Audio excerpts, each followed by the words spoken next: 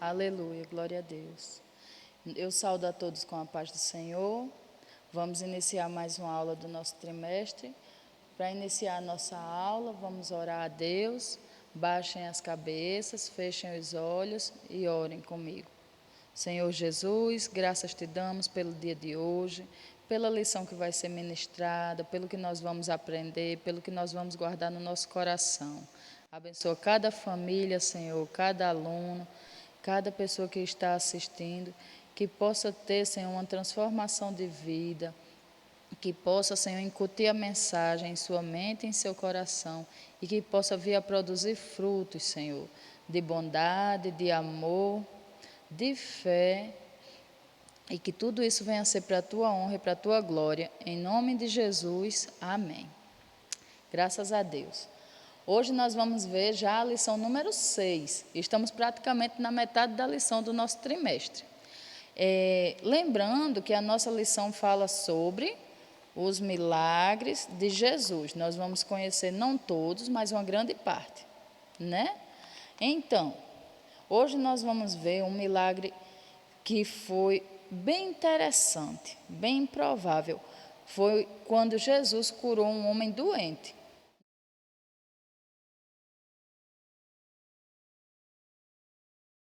Cura é sempre uma coisa constante, né?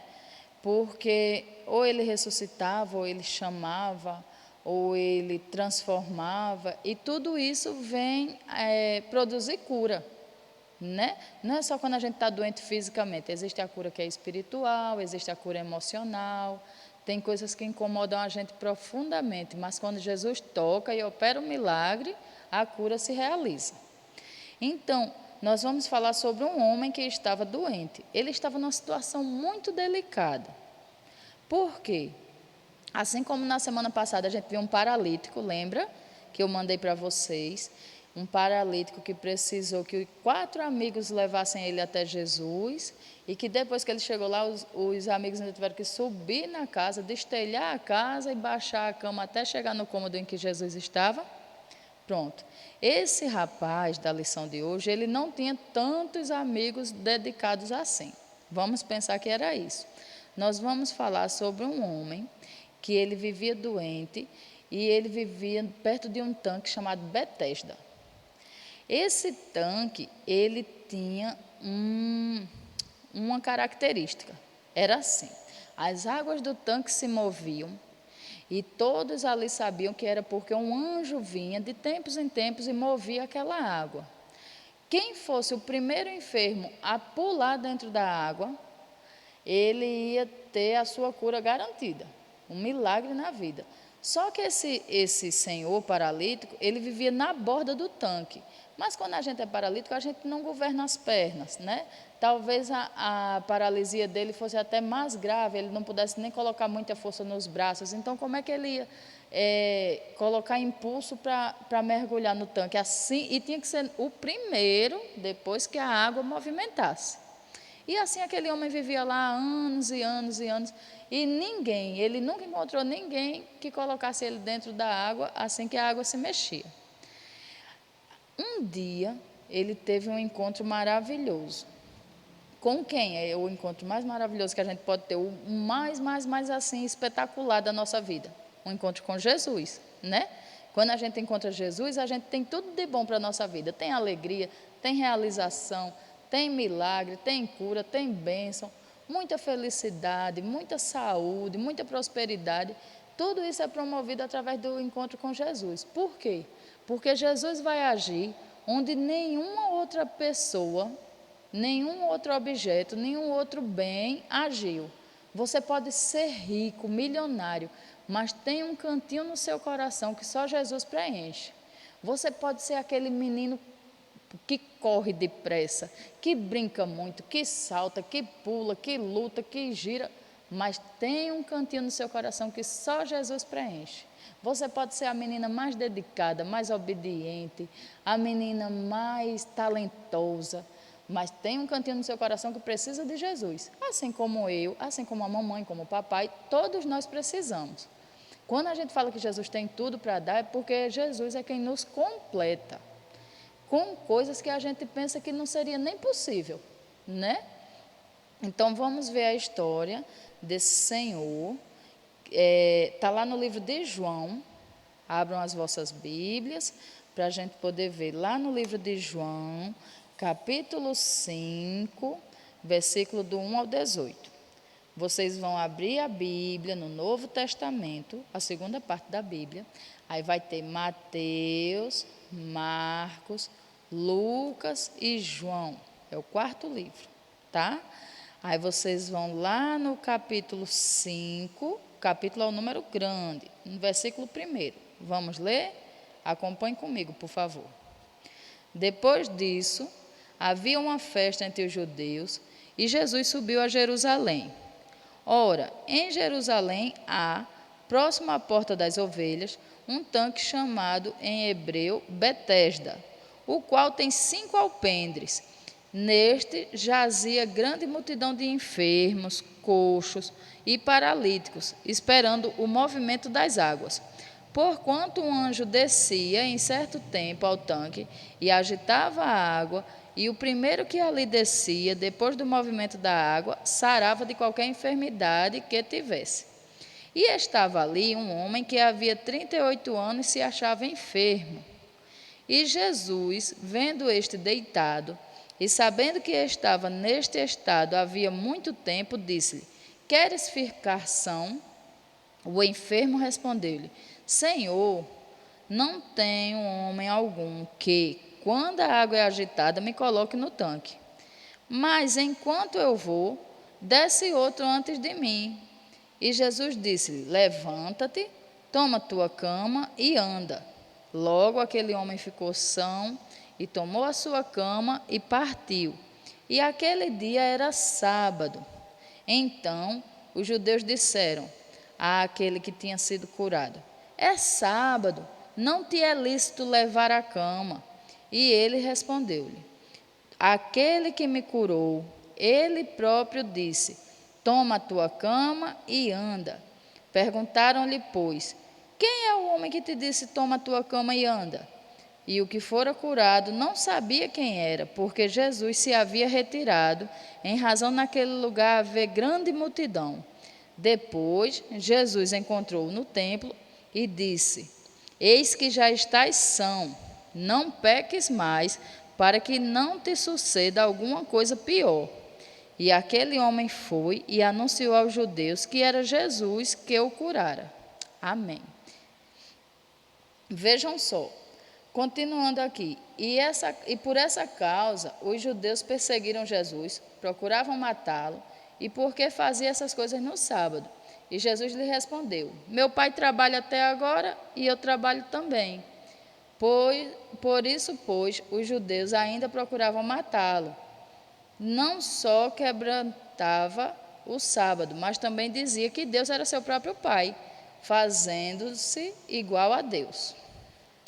Vejam só, nessa lição a gente tem vários pontos principais que vale a pena você prestar atenção e ver como é importante quando você toma uma decisão de encontro com Jesus.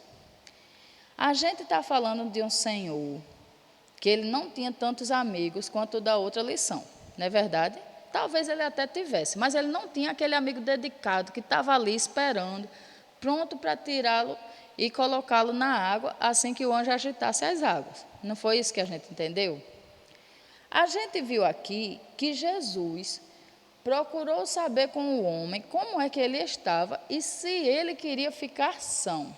Isso quer dizer que, quando a gente está precisando de Jesus, Jesus chega devagarinho, que ele é muito educadinho, e ele pergunta se a gente quer obedecer-lhe, se a gente está disposto a carregar a nossa cruz, ou seja, se a gente está disposto a assumir responsabilidades para ter parte com ele no reino dos céus.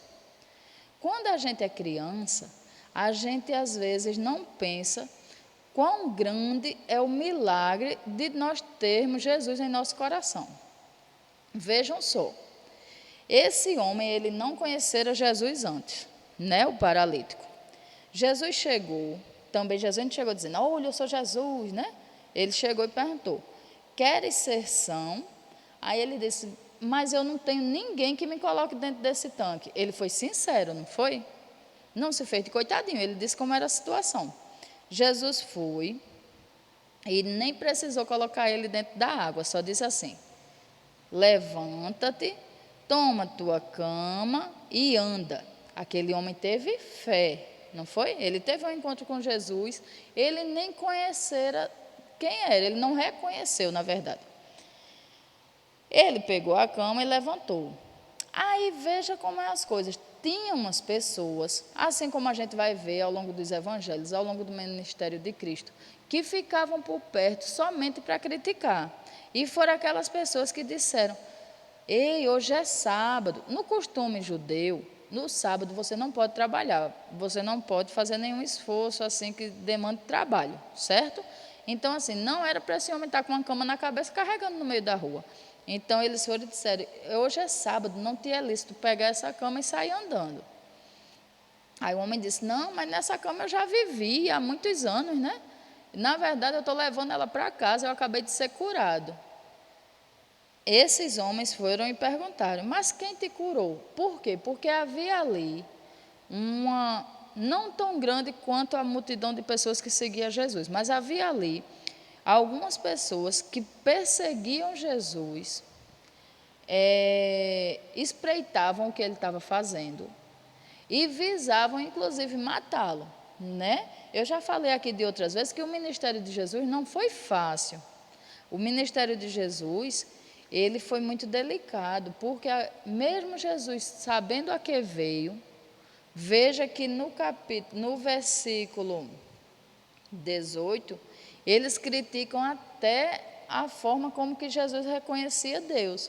Porque Deus não era o pai de Jesus? Mas eles diziam, olha, além de ele estar dizendo que opera milagre, ele diz que Deus é o pai e se faz igual ao pai. O que para a gente é maravilhoso saber, o que para a gente é transformador, natural e muito belo, para eles era um escândalo.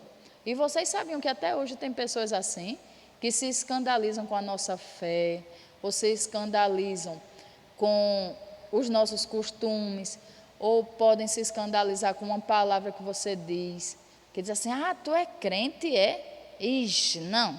Aí assim, a gente vai se envergonhar? A gente vai retroceder?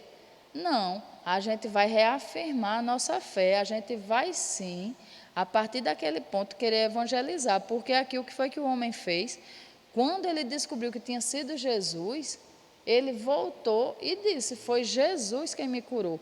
Então, tudo que a gente é, tudo que a gente tem, tudo que a gente busca, o que a gente já conseguiu, por esforço, ou por benécia, ou por graça, tudo vem de Jesus, né? Tudo provém de Deus, da bondade de Deus na nossa vida, né? Já hoje você levantou, você respirou, você comeu, você sentiu o sabor dos alimentos, né?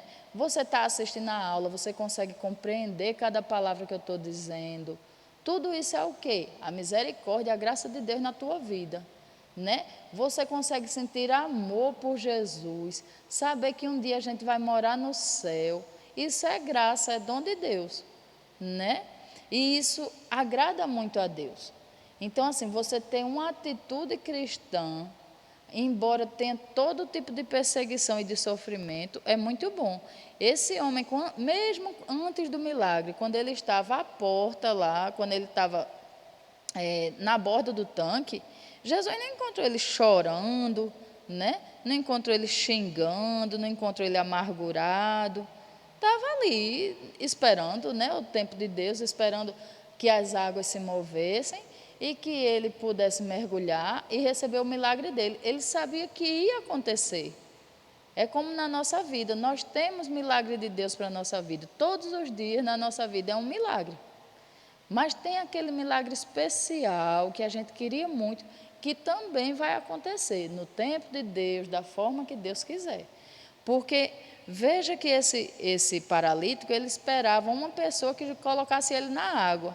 Talvez ele conversou com Jesus até esperando que Jesus ficasse ali sentadinho, esperando quando a água mover, ajudar ele. Mas destaque que Jesus era o próprio Deus, a própria cura. Então, quando ele contou a Jesus o que ele queria e qual a real situação dele, ele alcançou graça e ele teve uma cura maravilhosa. Ele não precisou nem mergulhar. Jesus, com uma palavra, né, com uma ordenança, fez com que ele fosse um homem curado. Ou seja, ele já tinha fé, ele ouviu a palavra de Deus e ali ele foi se alimentando, como na palavra de Deus diz que a fé vem pelo ouvir, que a gente se alimenta de ouvir. E é por isso que mesmo nessa época de pandemia, mesmo em tempos que a gente está um pouco ausente da casa de Deus, né, em outros tempos, quando a gente podia vir, mas não vinha, a gente tem a graça e temos que ter o cuidado de estar sempre louvando a Deus. É importante que você tenha aquele momento para falar com Deus. A hora que você quiser do seu dia, Deus está pronto para lhe ouvir. Mas se você tiver aquele momento dedicado, você vai ver que Jesus está ali dizendo o que é que você quer que eu faça, né? E você vai apresentar uma causa sua, uma causa do seu papai, uma causa da sua mamãe, ou dos seus avós, de um coleguinha, né? Alguém que você conhece, que você sabe que está necessitando de um milagre, você apresenta a Jesus. E você pode também fazer, sabe o quê? Agradecer a Ele pelos muitos benefícios que Ele tem feito na sua vida. Porque, como eu falei, a gente tem um dia repleto da presença de Deus, né? No andar, no falar, no compreender. A gente tem a nossa alimentação, nossas vestes, temos pessoas que nos amam, né? Temos amigos, temos nossos familiares que se preocupam conosco, que estão prontos a nos ouvir.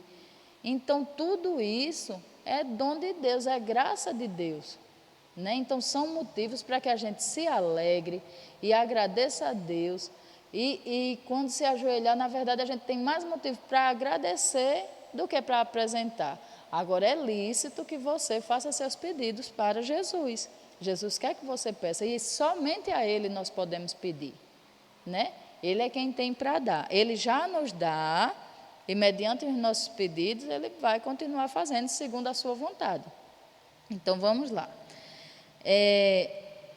A gente tem que ver que a palavra de Deus, ela nos dá sempre uma esperança. Esse homem, ele foi, né?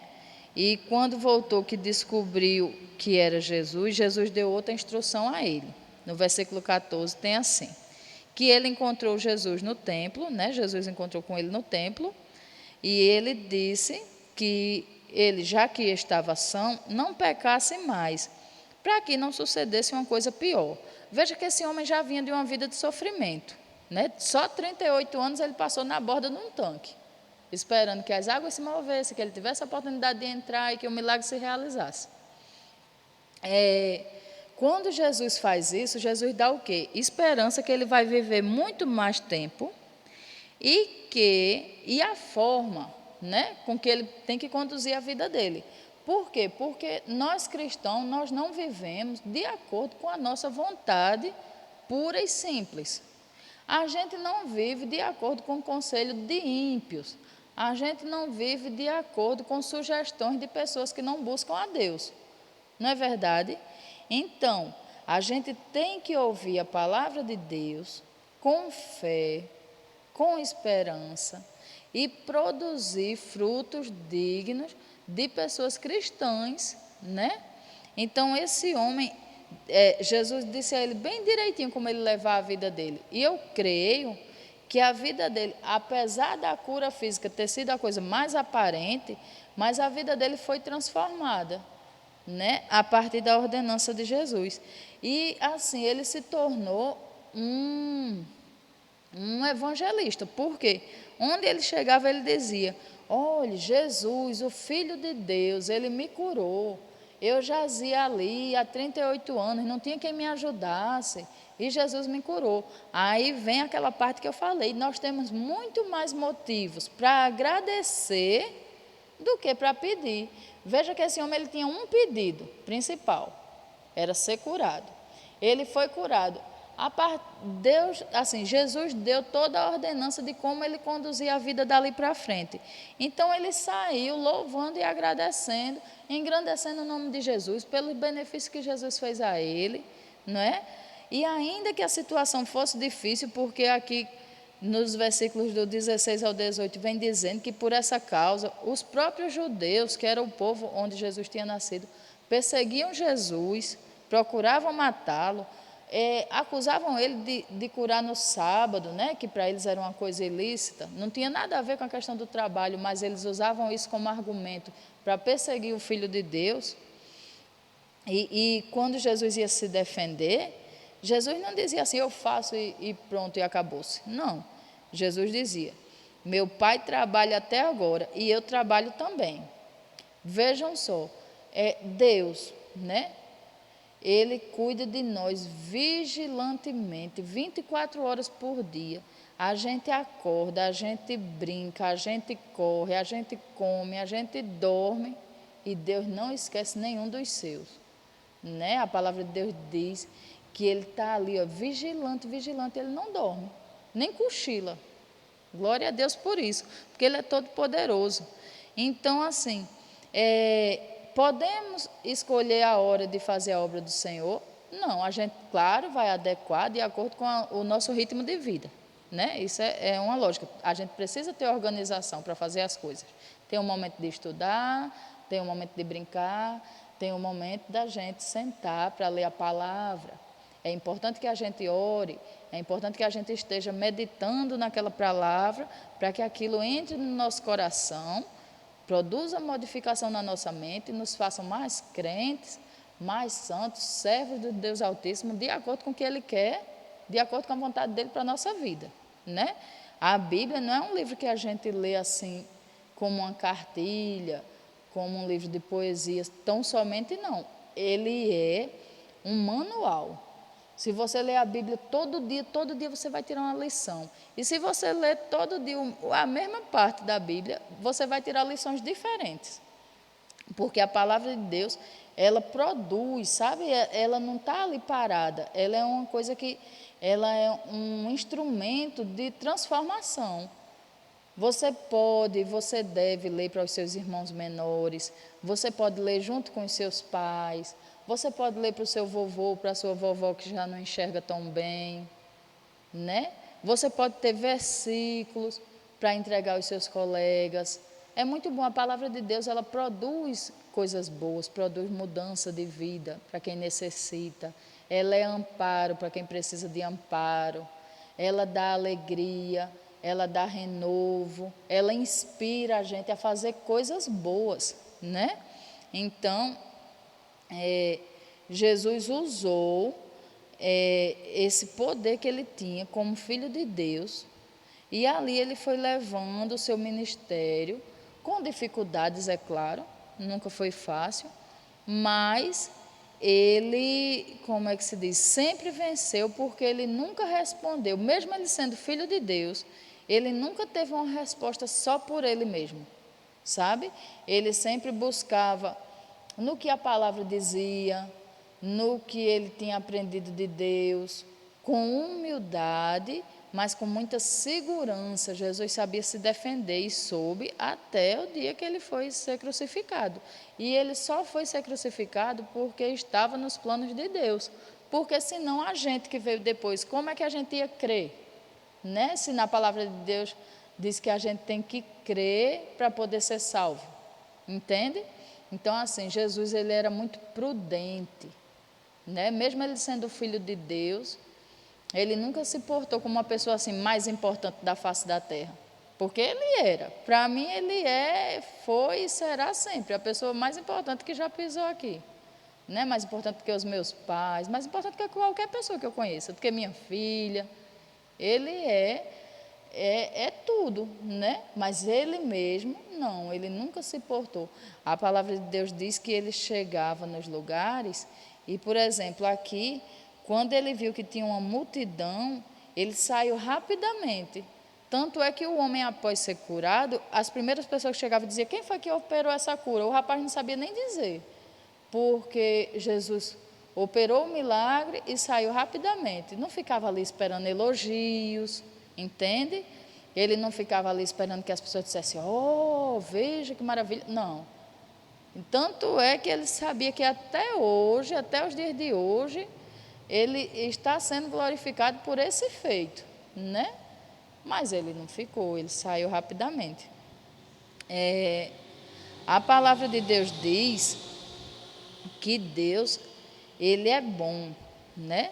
Não há ninguém aqui na terra que seja bom igualmente a ele. Ele é bom. E por ele ser bom, ele, como é que se diz? Ele produz coisas que a gente nem sequer sonha, nem merece, né?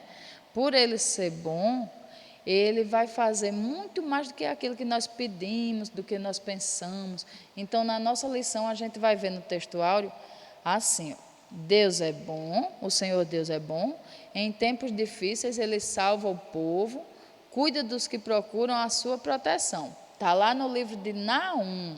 Aí Naum é no Velho Testamento, você vai fazer voltando aqui.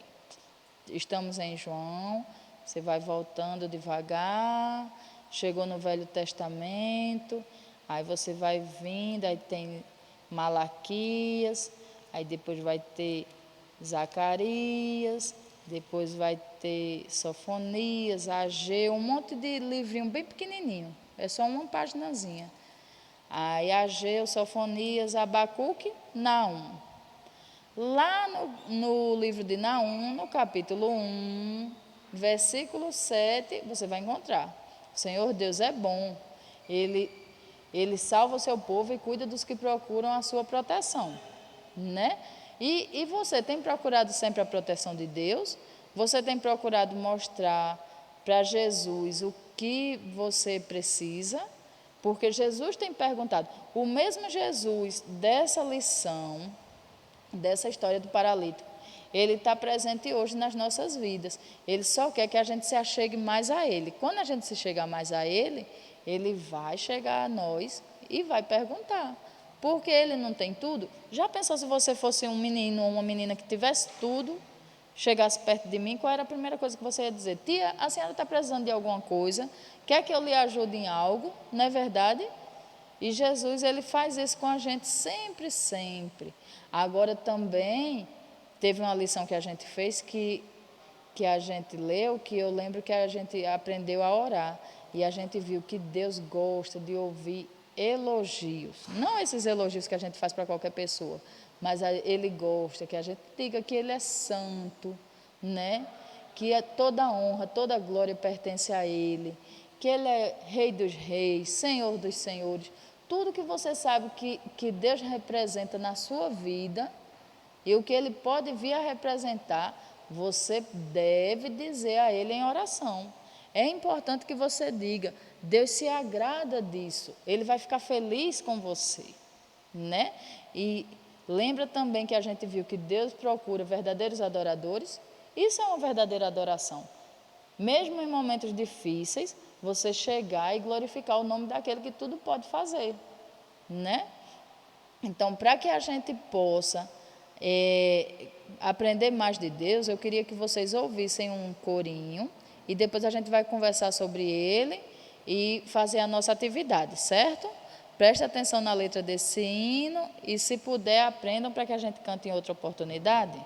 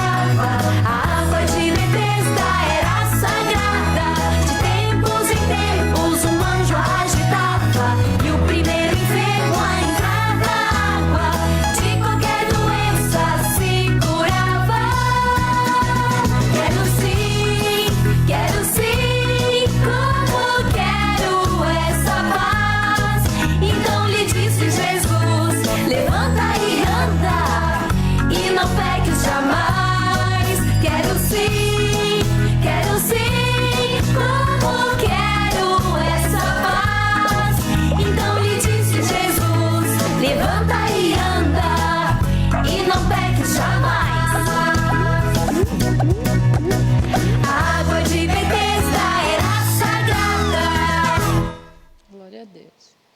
Glória a Deus, aleluia. Que coisa linda, né? Um homem que antes não conseguia andar, agora podia dar pulos de alegria pela bênção recebida. É isso que diz na sua lição. Inclusive, por falar na sua lição, eu quero que vocês coloquem, prestem atenção aqui. Quando vocês forem fazer, vocês vão ler o texto, Jesus cura um homem doente, certo? E na atividade, quem quiser que eu disponibilize é só pedir, certo? Esse primeiro quesito aqui, vocês vão completar de acordo com os espaços a resposta certa. Então, eu tenho 4 palavras, certo? Lembrando que na letra A, eu quero o nome do tanque onde aquele homem enfermo estava. Dependendo de onde você lê, se você for ler na Bíblia, você vai ver Betesda. Se você for ler na sua lição, vai ter Betesata. O significado é o mesmo, tá? Só a escrita que difere. Então, se você estiver lendo, quando você for responder, você preste atenção para você responder pela lição, certo? Não pela Bíblia. O contexto é o mesmo, o significado é o mesmo. Agora, a escrita da palavra vai ser um pouquinho diferente. Aqui fala que Jesus tinha ido para lá porque era uma época de festa. Lembra? Eu já falei a vocês que algumas festas eles tinham que ir para a cidade de Jerusalém, certo? Então, vocês vão ver que na época os judeus estavam lá porque era a época da festa, né? Então, quando tinha festa, para onde a gente precisava ir? As 4 festas do ano, tinha que ir para Jerusalém, vai ser o nome da cidade, certo? Os judeus estavam em festa na cidade de... Já estou dando a resposta. Letra C. Jesus encontrou o homem paralítico perto do... Aquele tanque de Betesda ficava perto de quê? Era tão perto que depois que operou o milagre, ele foi lá e encontrou Jesus nesse lugar, num templo, não foi isso? Pronto. E na letra D, Jesus curou aquele homem no polêmico dia de... Qual foi o dia da semana? Lembram que alguns judeus até questionaram que não era um dia lícito para que o homem carregasse a cama ou para que Jesus fizesse um milagre? E a partir daí também, como eles já tinham, né, aquela rixa, eles já perseguiam Jesus. Então, a partir daí, a perseguição ainda se tornou um pouco mais intensa. Foi porque Jesus curou aquele homem no dia de sábado.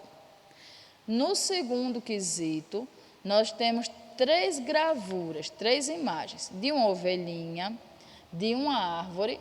E aqui, na lição de vocês, vocês vão ver que a gente tem aqui, ó, tá vendo? Não nessa aqui. Vocês vão ver, é um homem e outro deitado. Então, na lição de vocês, vocês vão ver mais nítido que esse homem está deitado próximo a um tanque. E, inclusive, o homem que está passando, ele está nem aí, nem está ligando, está olhando lá para o outro lado. Mas eu quero saber, qual dessas gravuras representam a história que a gente viu hoje? A ovelhinha, a árvore ou um homem próximo a um tanque? Né? Aí vocês podem pintar e podem circular também, tá certo? Eu espero que vocês tenham aproveitado, espero muito que vocês preencham essas lições, que a gente possa se encontrar novamente, dentro em breve, e que a gente possa também orar uns pelos outros, né? Nesse momento que a gente está mais recluso, está mais em casa, que a gente possa buscar mais a Deus em oração, porque o mundo ele dá muita coisa para que a gente se distraia. Mas Deus, ele não se distrai nunca, ele está ali sempre pronto, ali receber, ali ouvir, ali acolher, né? Ele quer ter uma conversa com você, ele quer ouvir seus elogios, vamos dizer assim, né? Sua adoração, na verdade. Então, que a gente possa reservar momentos para adorar a Deus, que a gente possa adorar a Deus sempre com o nosso testemunho, mas que a gente tenha momentos de intensa meditação, de intensa reflexão, mesmo a gente sendo pequenininho, mas às vezes a gente está ali olhando, sabe o quê? Vou dar um exemplo, um formigueiro. Você está ali olhando aquele formigueiro e ali você está pensando, como é que o Deus que fez eu e você, que fez o céu e a terra, fez aquela formiguinha tão pequenininha? Não é verdade? E aquelas formiguinhas sabem de onde vêm e para onde vão. Então ali você está meditando sim, nas coisas de Deus, tudo é obra das suas mãos, não é verdade? Então, assim, quando você estiver em casa, tira um momento, vá contemplar o céu, vá falar com Deus, aquele que fez todo aquele firmamento. Não deixa que nenhuma estrela caia, todas estão ali seguras, firmemente, né? Pela potente mão de Deus. Não é eu nem você que governa o universo, né? Nenhum homem, por mais inteligente que seja, nenhum astronauta, por mais estudioso que seja, ele pode conduzir uma estrela de acordo com a sua vontade. Mas o Senhor Deus, que fez o céu e a terra, pode sim.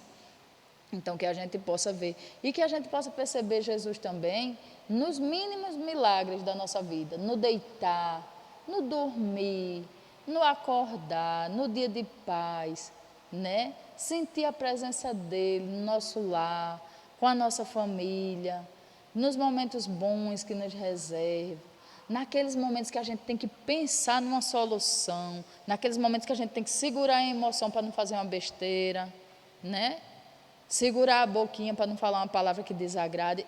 Tudo isso são momentos que a gente tem que passar e que o nome de Jesus tem que ser glorificado na nossa vida, pela nossa postura, pelas nossas ações, pelo nosso entendimento com a palavra dele, certo? Então eu quero que vocês tenham uma semana abençoada, debaixo da graça de Deus, que a gente possa estar cada dia mais firme, mais presente, porque mesmo separados na distância, mas a gente está junto por um ideal, que é morar no céu, né? Eu espero isso, vocês esperam isso, e juntos nós vamos alcançar. Então fechemos os nossos olhos, baixem as suas cabeças, vamos orar agradecendo a Deus por tudo de bom que Ele nos fez aprender nesse momento. Senhor Jesus, eu te dou graça, Senhor, pela vida de cada um, pelo que nós podemos aprender, pelos teus milagres, Senhor, maravilhosos, que vêm, Senhor, para fortalecer a nossa fé. Te dou graça também, Senhor, pelos pequenos milagres que às vezes nem são enumerados, Senhor. O nosso deitar, o nosso dormir, o nosso levantar, nossa saúde, nossa alimentação, o nosso sustento, o amor que a gente sente pelas pessoas, que as pessoas sentem por nós. Senhor Jesus, nos faz mais afetuosos, nos faz mais cheios da Tua presença, que a gente possa ter sempre boas palavras e boas ações para com os outros e que o Seu nome venha a ser glorificado em nossas vidas. Eu te agradeço por tudo. Em nome de Jesus, amém. Paz do Senhor.